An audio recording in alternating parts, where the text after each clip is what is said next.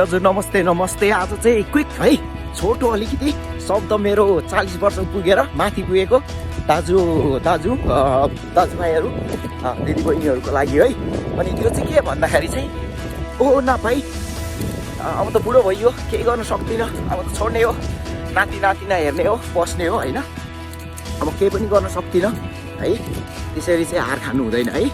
किन भन्दाखेरि चाहिँ ओ म केही पनि गर्न सक्दिनँ, ओ म त बुढो भएँ, ओ अब त केही पनि गर्दिनँ, अब त्यति हल्लिएर खान्छु भन्यो भने चाहिँ भुँडी मात्र लाग्ने होइन, रोगले पनि वेलकम गर्ने। अनि सक्दिनँ भनेपछि भगवान्ले ओ सक्दैन रहेछस् भनेर अनि दिनुपर्ने कुरा पनि नदिने, यस्तो गर्नु भएन नि होइन।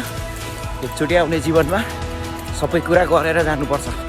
त्यही भएर चाहिँ सक्दिनँ भन्नु हुँदैन है। बुढो भयो भने के छ त होइन, इम्प्रुभ गर्दैछु होइन।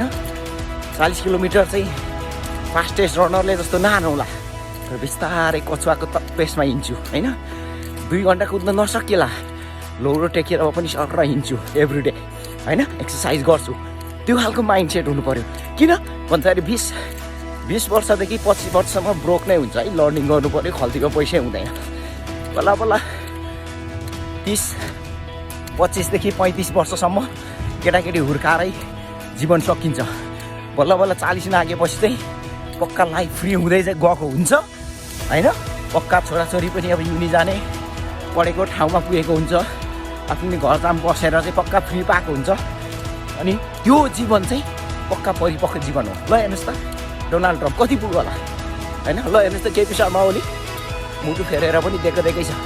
तपाईँ हामी चाहिँ 40 भर्खर पुगेछ है। 40 देखि 75 नमरुन्जेलसम्म चाहिँ छोरा मान्छे होस् छोरी मान्छे होस्, हाम्रो रियल फ्रिडम चाहिँ सुरु हुन्छ। किन भन्दा छोराछोरी पनि ठाउँमा पुगेछ। किन भन्दा 40 नागेपछि मोटामोटी छोरा मान्छे होस् छोरी मान्छे होस् फाइनेन्सियली पनि आफ्नै घर हुन्छ, जागिर पनि बसेर चट्ट बनाएको हुन्छ होइन। ब्याङ्कमा खल्तीमा पैसा पनि हुन्छ, अलिकति म्याच्योर कुरा पनि हुन्छ होइन। जीवनमा गर्नु सबै कुराहरू भ्याइसकिएको हुन्छ गरेर होइन, सिकिएको हुन्छ। त्यही भएर चाहिँ हेइ टप टिप्स, म बुढो भएँ, म बुढी भएँ, म सक्दिनँ भन्नुको साटा दिने हो, जति सक्छु दिने हो। एकचोटिको जीवनमा के नै लानु छ के नै दिनु छ होइन।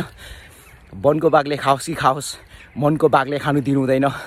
म सक्छु, म इम्प्रुभ गर्छु, म गर्दै जान्छु, परिवारको लागि हेर्दै जान्छु, आफ्नो हेल्थको लागि राम्रो गर्दै जान्छु, आफ्नो वेल्थको लागि राम्रो गर्दै जान्छु भनेर चाहिँ जानुपर्छ। ल हेर्नुहोस् त होइन, नोभेम्बरमा यति राम्रो घाम देख्नु पाउँदाखेरि हामी चाहिँ होइन विन्स गरेर बस्नु हुँदैन। त्यो छ टप